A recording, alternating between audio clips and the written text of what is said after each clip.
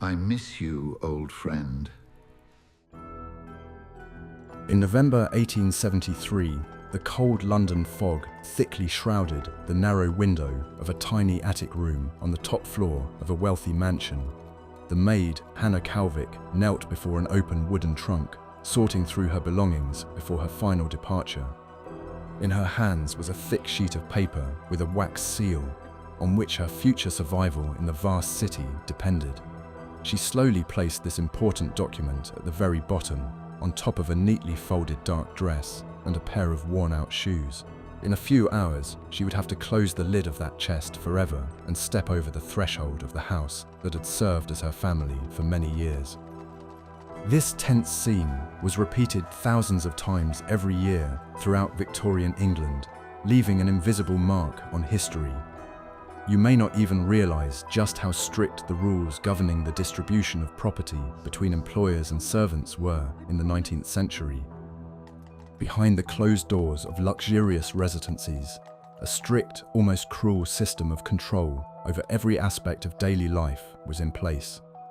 A study of actual historical inventories and court records completely overturns our modern understanding of the lives of the working class at that time. The hidden truth about the rules governing dismissal is striking in its ruthless pedantry and the cold economic calculation of high society. In this scenario, we will examine in detail the process by which a servant parted ways with a Victorian household, drawing on authentic diaries and archival documents. We will explore in depth the unique inventories of property compiled by the stewards of large estates when settling accounts with dismissed workers in the 19th century. You will see a clear distinction between what they were allowed to take with them and what remained the property of the aristocratic family forever. We'll trace these people's subsequent journeys, drawing on actual statistics of their movements between London neighbourhoods and rural counties. Our focus will be on the fates of specific individuals whose difficult decisions shaped the unseen history of an entire vast empire.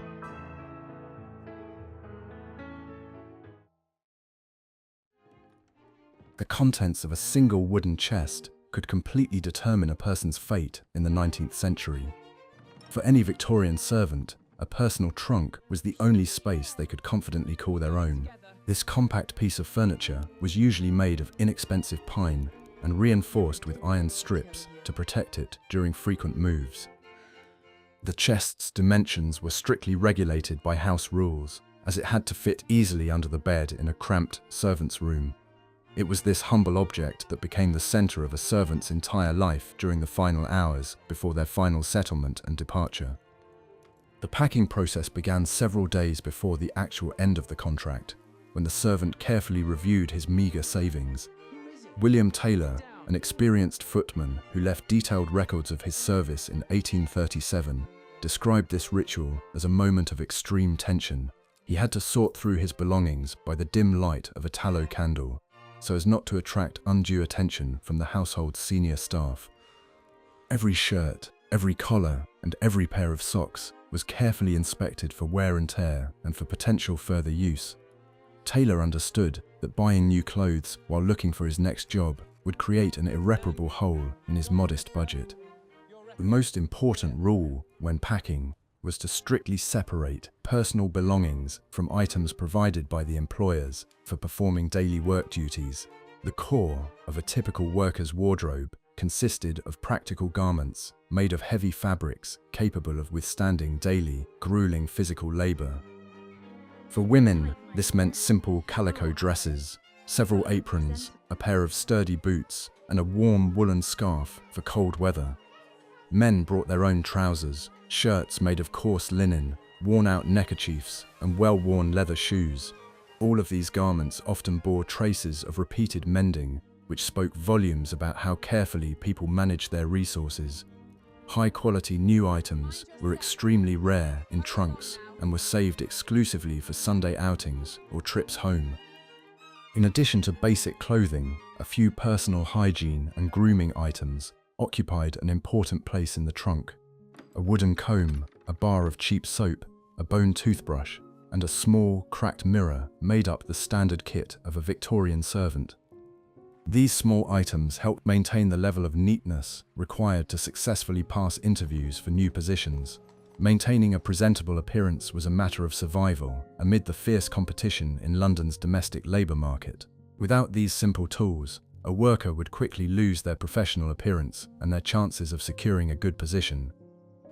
Of particular value were small souvenirs and mementos that connected a person to their distant family or past places of employment.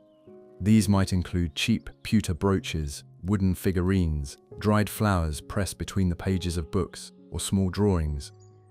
For Hannah Calvik, such an item was a delicate chain with an inexpensive pendant, which she kept at the very bottom of her drawer. Such items had no practical use, but they served as an important psychological anchor in the unstable world of wage labour. They reminded servants that their identity was not limited solely to the scope of their daily household duties. Religious texts and printed publications also found their place among the neatly folded belongings of a dismissed worker. A cheap Bible or prayer book was often the only books owned by a member of the working class in the 19th century. Many employers gave their servants religious treatises on morality as a parting gesture upon their final dismissal. These books were carefully preserved and carried from place to place, serving as a source of comfort during difficult periods of unemployment. The ability to read these texts elevated a worker's status and gave him a slight advantage over illiterate competitors. The physical process of packing one's belongings was often accompanied by deep reflections on the path taken and an uncertain future. An empty room with bare walls and a sagging mattress felt alien, underscoring the temporary nature of a person's stay in that house. The servant was aware that his place would soon be taken by another person who would arrange their belongings in exactly the same way within this cramped space. This constant turnover of staff was the norm in the Victorian era, depriving workers of any illusions about the indispensability of their labour. The trunk was secured with a heavy padlock, symbolising a final severing of all ties to the man's former life in this mansion. Each locked trunk represented a portable history of one person's survival amid the harsh realities of London life.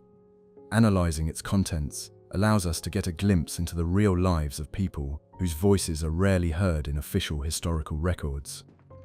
These items served as silent witnesses to the victories and defeats, hopes and disappointments of thousands of nameless labourers of the Victorian era.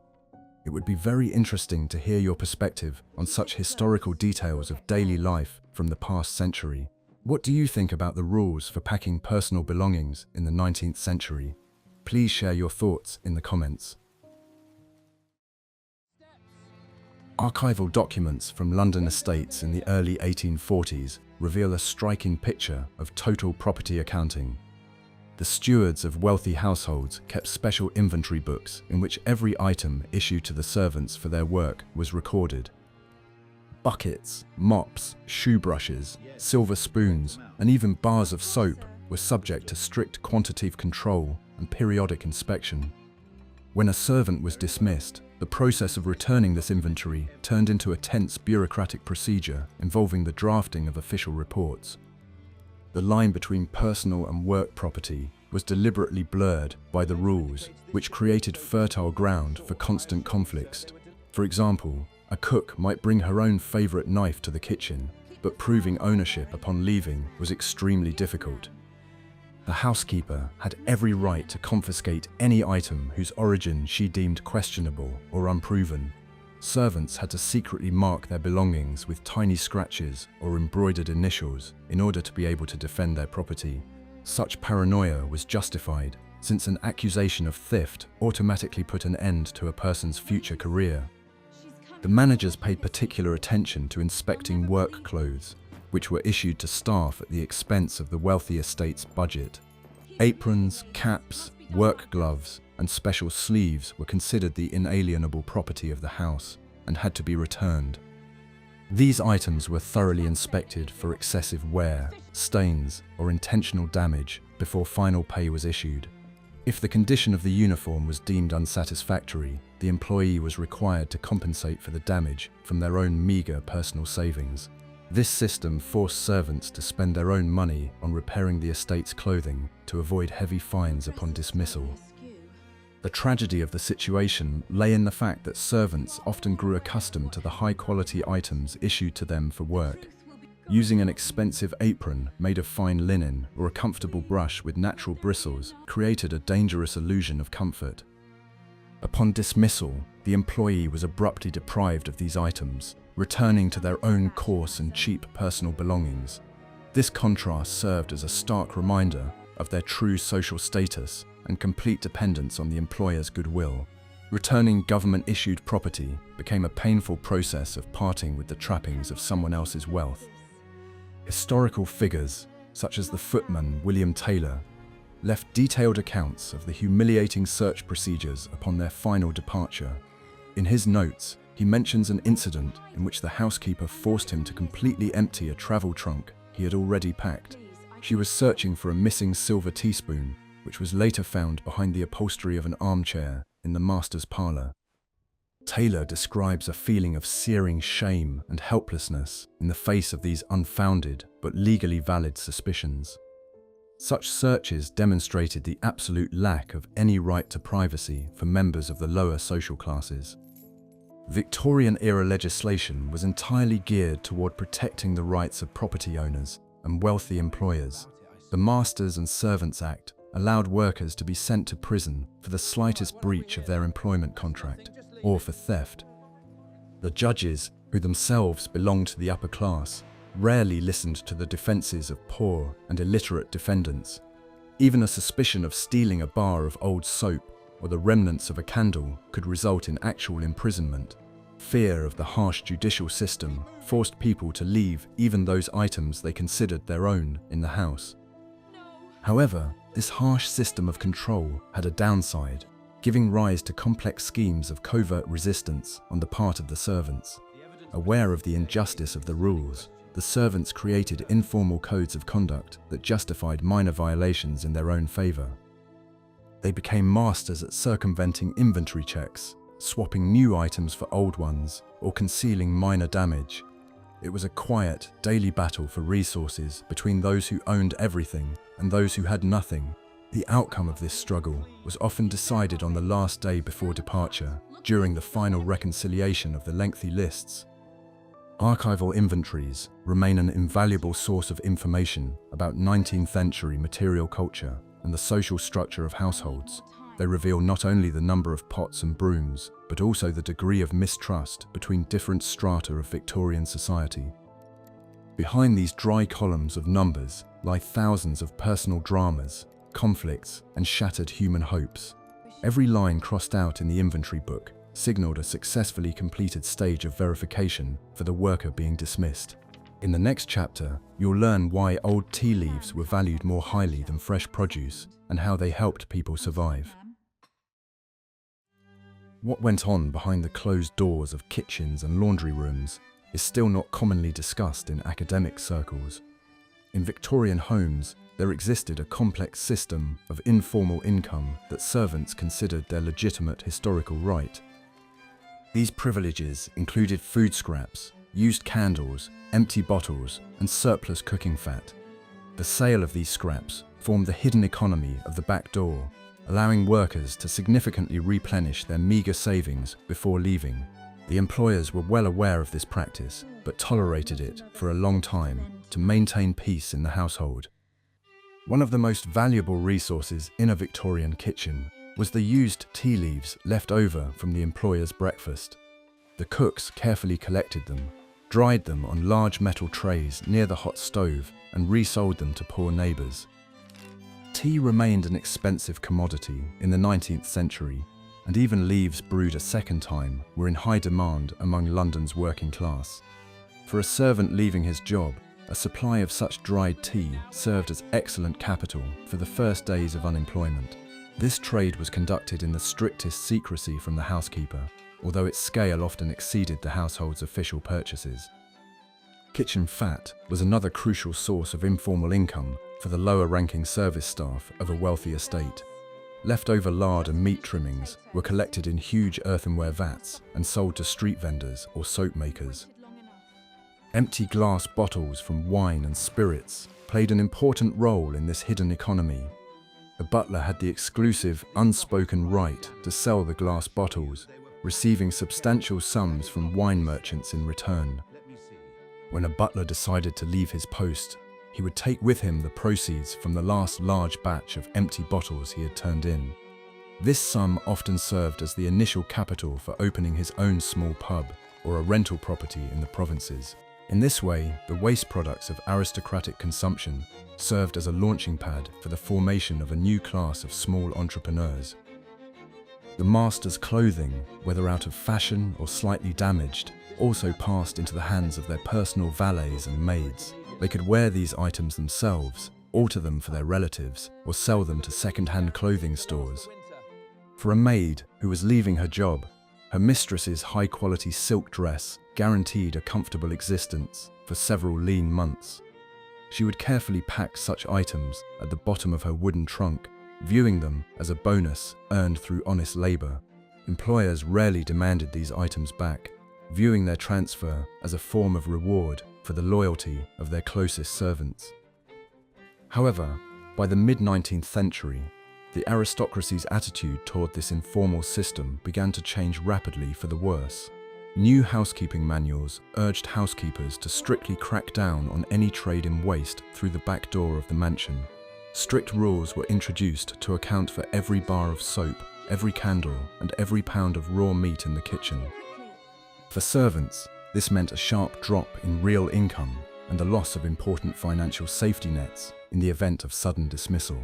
The process of collecting scrap became more fraught with anxiety as workers lost the opportunity to legally replenish their supplies before a difficult journey. Conflicts over the revoked privileges often led to scandalous dismissals without severance pay or letters of recommendation. Workers viewed the new rules as a violation of centuries-old traditions and openly sabotaged the orders of young and inexperienced managers. If a servant was caught taking kitchen grease after the official ban, he was immediately thrown out in disgrace.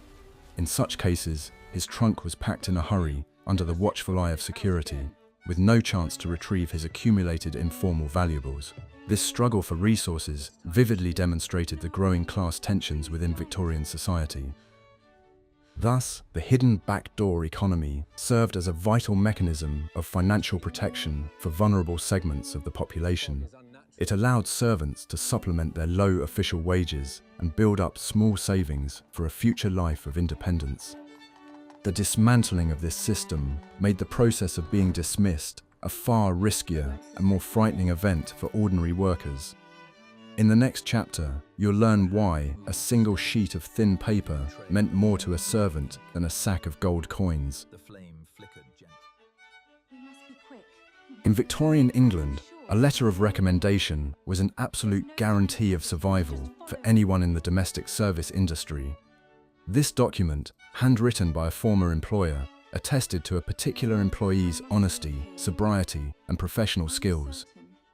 Without such a document, it was practically impossible to find employment in a respectable London household, regardless of one's actual level of skill.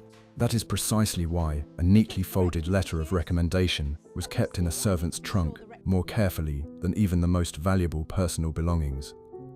An employer's power over the fate of a departing employee lay in their right to issue or withhold this crucial document. The employer was under no legal obligation to write a letter of recommendation, which created the perfect conditions for blackmail and abuse.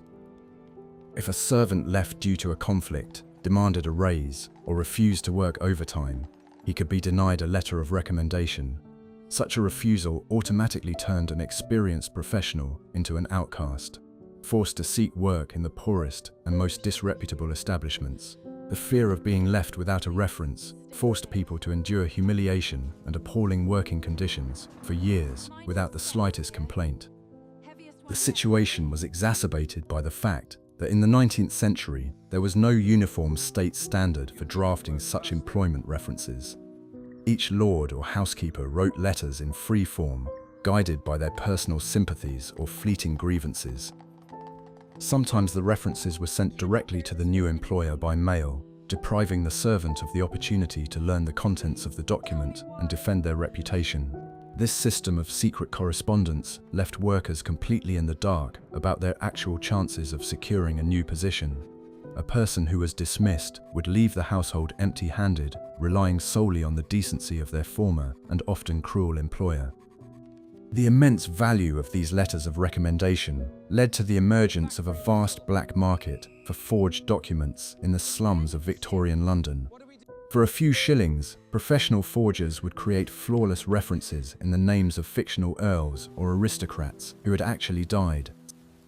They used old paper, copied handwriting, and forged seals, creating the perfect illusion of trustworthiness for desperate, unemployed people. Using a forgery was a huge risk, as exposure threatened immediate arrest and a harsh prison sentence for fraud. Nevertheless, thousands of people took this step, having no other legal means of returning to a normal working life. To preserve the authentic letters, the servants used special hardcover folders or hid them between the pages of a massive Bible.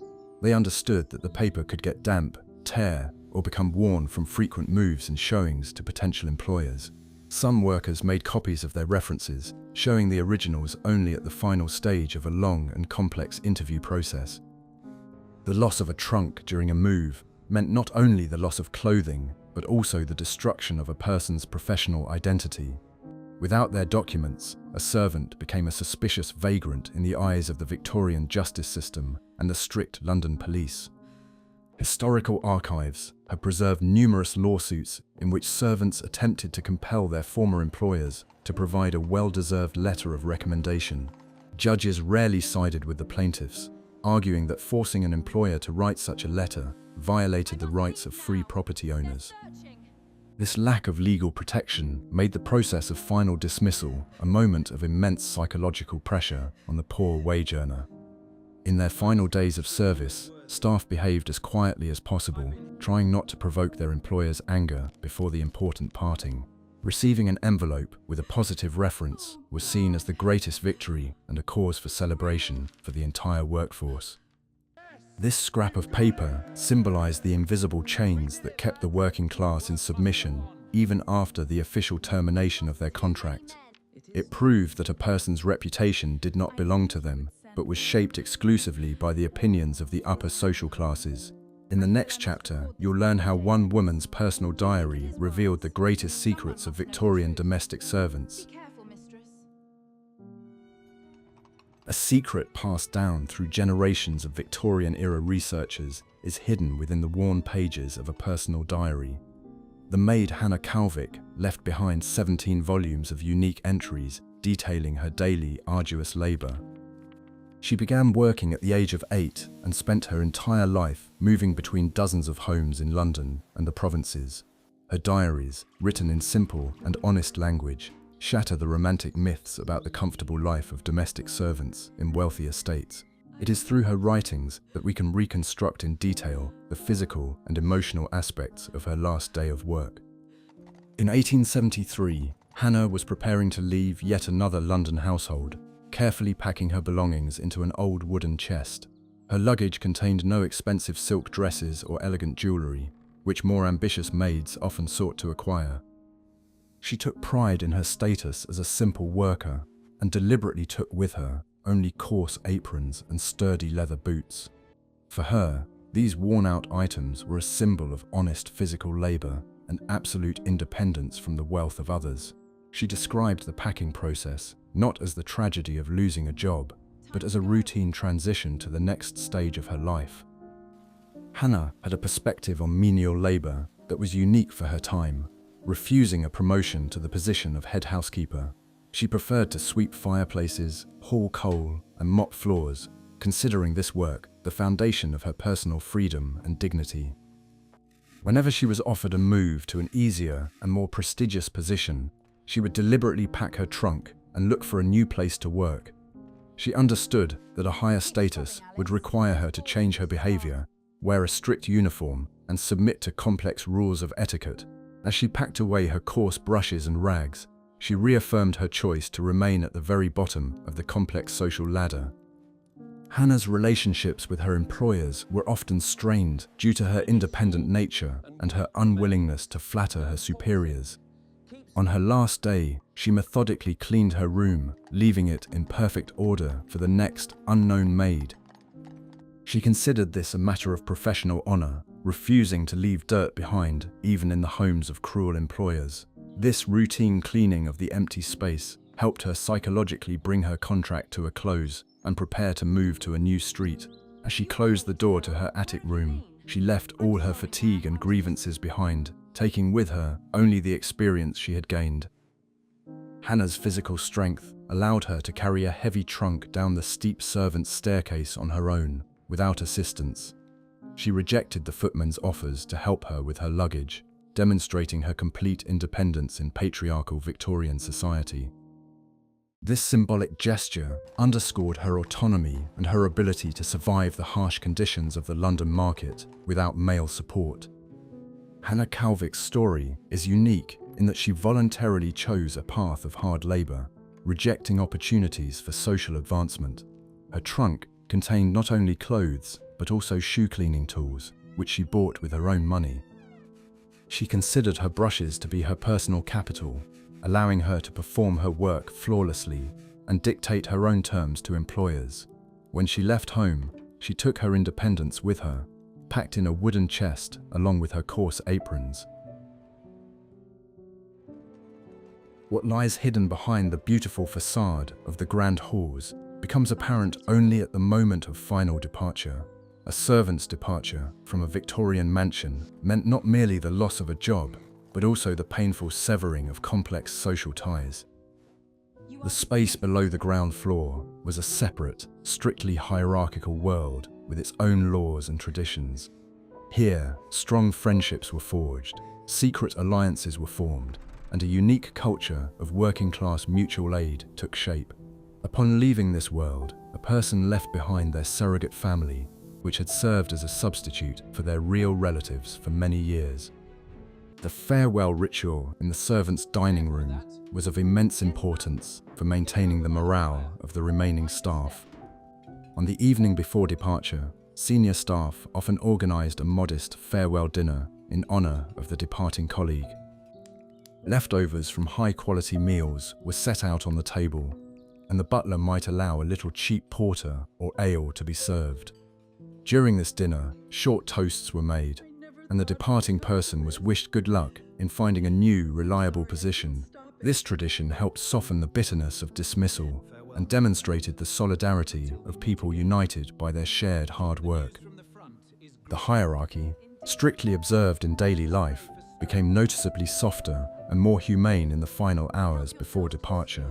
The housekeeper, usually stern and demanding, might personally approach the departing maid and offer her some helpful advice. The younger servants would often collect small coins to give a departing colleague an inexpensive keepsake as a lasting memento. These touching moments broke down the wall of formality, revealing the true faces of people forced to wear masks of subservience before their employers. However, this fleeting warmth did not change the fact that by morning, the person would be left alone on a cold London street. The younger maids, who had come to London households from remote rural counties of the empire, found the separation particularly difficult. For them, the senior cooks and housekeepers often became strict but caring mentors, teaching them the rules of survival in the metropolis. The loss of this support caused severe stress as the young woman found herself face to face with the dangers of the big city. In their wooden trunks, they carried not only old dresses, but also valuable lessons in professional skill and practical wisdom. This unspoken knowledge often became their greatest asset, helping them secure a higher position at their next employer's home. Secret romances and affections between servants also came to an abrupt end when one of the participants in the clandestine relationship was dismissed. Marriages between current employees of the same household were strictly forbidden by the rules, so lovers had to carefully conceal their feelings. The departure of a footman or maid meant the end of such relationships, as maintaining a long-distance connection was practically impossible. Tiny love notes or locks of hair left as mementos of unfulfilled hopes were often hidden in the trunks of those being dismissed. These personal tragedies unfolded in the shadows of luxurious drawing rooms, remaining completely unnoticed by their wealthy employers. A final tour of the work areas was also an important part of the ritual of bidding farewell to the unseen world of the Victorian mansion. The servant would walk slowly through the corridors, surveying his familiar tools, the polished silver or the perfectly scrubbed floors. It was a moment of professional pride in a job well done, despite the low pay and lack of recognition from society. The person mentally bid farewell to the space into which he had poured so much physical effort and so many sleepless, cold nights. Guess what percentage of former employees of wealthy estates actually found a better position within the first month? Statistics from Victorian employment agencies show that more than half of the dismissed servants faced prolonged periods of grueling unemployment. Stepping out of the mansion's doorway with their wooden trunk, a person found themselves in the harsh reality of an overcrowded and expensive metropolis. The first and most important task was to find safe and inexpensive lodging until they secured their next formal position. The routes these people took formed a complex geography of poverty, stretching far from the grand boulevards of fashionable London. Most laid-off workers headed straight for specialized boarding houses for domestic servants, located in the city's cheaper neighborhoods. These establishments offered a bunk in a shared room for a few pence a day, providing a basic roof over one's head. Conditions there were Spartan, and the risk of personal belongings being stolen from one's trunk remained alarmingly high at any time of day. However, it was precisely in these boarding houses that the latest information on job openings in the prestigious homes of London's aristocracy was concentrated. Residents exchanged rumors, shared secrets for successful interviews, and helped one another draft fake letters of recommendation. Maids who failed to establish themselves in London often made the difficult decision to return to their rural hometowns. The journey home meant publicly admitting their professional failure to relatives and neighbors in their small village. They spent their last savings on a third-class train ticket, taking with them only their worn-out London clothes. Back in the village, they had to return to hard farm work, leaving behind the comforts of the heated kitchens of wealthy estates. Their London experience quickly faded, leaving only faint memories of a different life that was now out of their reach. A significant number of the dismissed women chose marriage as the only way to leave the domestic service sector for good.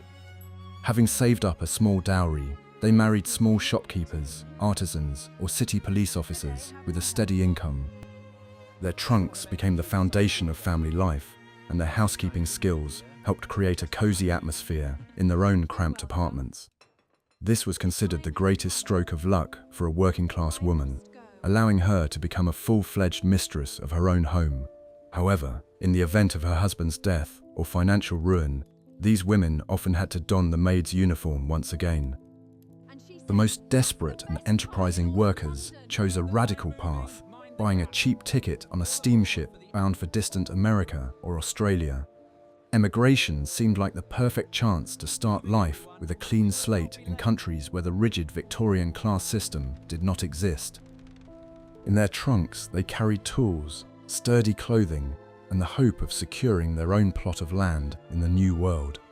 British newspapers of the time were filled with advertisements from colonial companies urging strong workers to leave overcrowded old London.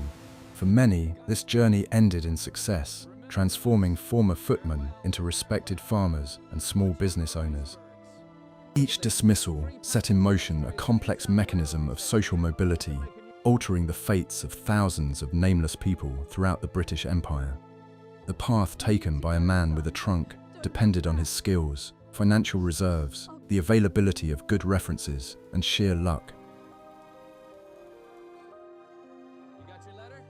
Insights worth millions for understanding social psychology are hidden in the simple rules governing the wearing of official attire in the 19th century. For high-ranking male staff, such as footmen and doormen, livery was the primary symbol of their profession and status. These richly embellished garments were custom-made at the employer's expense and often cost more than the worker's annual salary. Plush breeches, silk stockings, embroidered camisoles, and buttons bearing the family crest transformed an ordinary person into a living piece of decor. By donning this uniform, a servant literally clothed himself in his master's colors, sacrificing his individuality for the prestige of the wealthy household. The most important rule of the Victorian employment system was that the livery always remained the absolute legal property of the aristocratic family. Upon dismissal, the employee was required to return the complete uniform to the house manager in perfect condition, free of stains and damage. The process of removing the livery on the last day of service was deeply symbolic, signifying the complete loss of the status he had attained. At that moment, the footman, once a representative of an influential London household, was once again reduced to an ordinary, poor commoner with empty pockets. By handing in his uniform, he surrendered the authority and respect that these clothes had guaranteed him on the streets of the big city. Female staff did not wear monogrammed livery, but their uniforms were also strictly regulated by the unwritten laws of Victorian society. A black wool dress in the afternoon, white starched bonnets, and clean aprons were mandatory in all households. Unlike men's livery, maids were required to purchase these work clothes at their own expense at the markets. This requirement ate up a significant portion of their income, forcing them to cut back on food and entertainment in order to maintain a professional appearance. When a woman resigned, she took these dresses with her, but their distinctive cut forever identified her as a member of the domestic staff. Interestingly, some uniform items, such as buttons bearing the family crest, were sometimes secretly removed by the servants before they finally returned their livery. These metal discs served as a kind of trophy, kept at the bottom of a trunk as a memento of their service in a noble household. Selling them on the black market could fetch a few valuable shillings, enough to pay for the first week at a cheap boarding house. House managers were aware of this practice and carefully counted the buttons on the doublets during the final inventory of the household's property. The absence of even a single button could lead to a major scandal and the refusal to issue a positive letter of recommendation. Mourning attire constituted a special category. Employers ordered it for their servants in the event of the death of a member of the aristocratic family. This black uniform was issued free of charge and was often left with the staff as a keepsake after the mourning period ended. For a dismissed employee, having a high-quality black suit or dress in their luggage became a huge competitive advantage. Mourning attire was considered versatile and respectable, allowing a servant to look presentable at interviews with new employers. It was carefully stored in a trunk, wrapped in newspapers, to protect it from voracious moths and the dampness of London basements. The decision to stop wearing a uniform after being dismissed was often accompanied by a sense of deep psychological relief and a regained sense of control over one's own body. Once again, a person could choose the colors of their own clothes without having to conform to the strict demands of someone else's taste and the outdated traditions of the aristocracy. However, this sense of freedom was quickly replaced by anxiety as civilian clothing wore out rapidly during a prolonged job search. What would happen if no one ever found out about the threads that had bound former colleagues together for many decades? In the wooden trunks of nearly every servant, alongside their clothes and tools, lay a small stack of paper letters they had received. During the Victorian era, postal service became accessible to the working class thanks to the introduction of a cheap one-penny stamp. Correspondence became the primary means of maintaining social ties for people who were constantly moving between different homes in London and the provinces. These letters formed an invisible network of communication that connected thousands of domestic workers across the vast country. Literacy rates among domestic servants were significantly higher than the average for the working class, a fact dictated by the demands of their profession. Housekeepers, butlers, and personal valets were required to be able to read recipes, keep accounts, and sort through the mail of their wealthy employers. They used their writing skills to stay in touch with former colleagues who had scattered to the far corners of the empire. These simple letters discussed working conditions, the character of new employers, and, most importantly, available job openings. A trunk full of letters became a portable database, allowing a person to always stay abreast of the job market. Thanks to this correspondence, a complex system of mutual recommendations developed, operating in parallel with official written references from aristocrats. If a butler moved to a new household and needed a reliable footman, he would write to an old friend in the provinces. Such job offers were passed on exclusively to trusted individuals, creating closed clans of servants who monopolized the best jobs. Keeping letters with useful contacts served as a form of insurance in case of sudden and unjust dismissal without severance pay. When packing his trunk, a servant would first check that his correspondence was intact, knowing that his future lay hidden in those papers. The letters also contained warnings about cruel employers or households where payment of meagre wages was regularly delayed. There were informal blacklists of employers that were passed from hand to hand among experienced London servants in the 19th century. If a household acquired a bad reputation, it became virtually impossible to find quality staff there, even for a high salary. This invisible solidarity allowed the working class to exert weak but real pressure on their powerful and wealthy employers. Every letter at the bottom of the wooden box was proof that these people were not merely passive cogs in the system. Letters from relatives who had remained in rural areas constituted a special category. They served as an emotional lifeline during difficult times.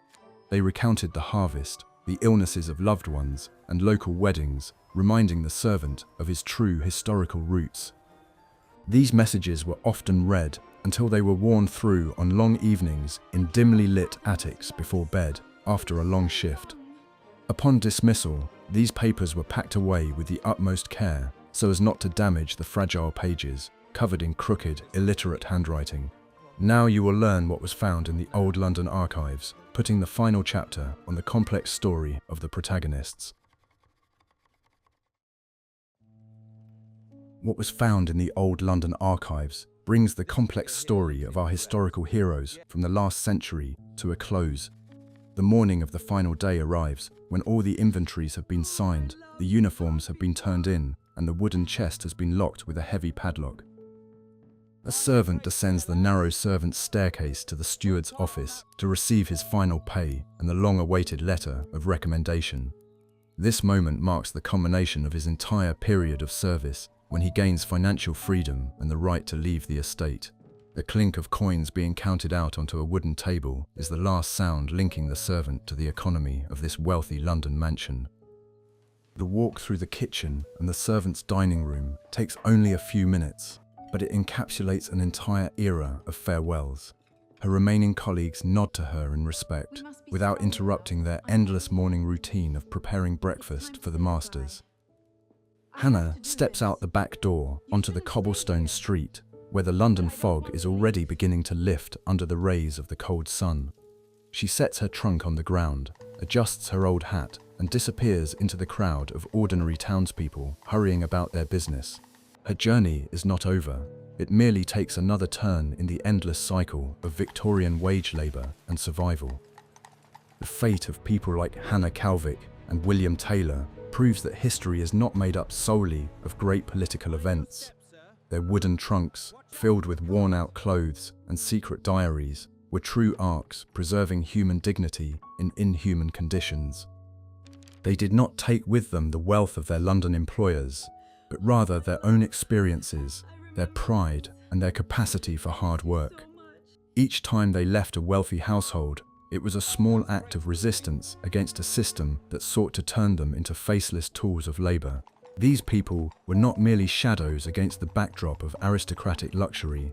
They were the main drivers of the economy of a vast global empire.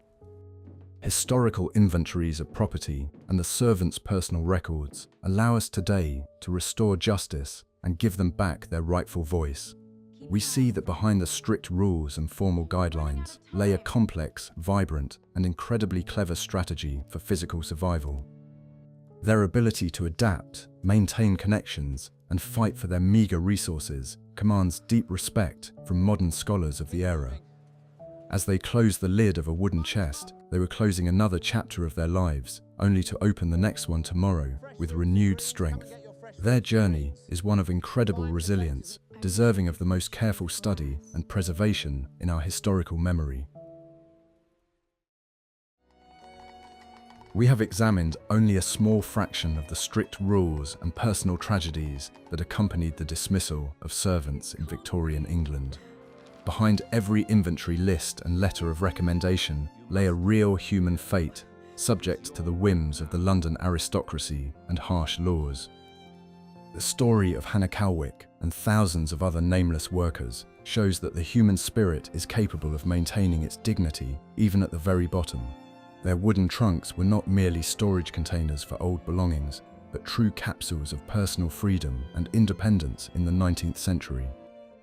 These historical details make us take a fresh look at the familiar images of luxurious mansions which hide a fierce struggle for survival behind their facades. Which of these harsh Victorian tenancy rules do you think are the most unfair to ordinary people? In the comments, suggest topics for future historical videos that you'd like to see on our channel in upcoming episodes. And be sure to subscribe to our channel so you don't miss new in-depth explorations of the hidden sides of the last century.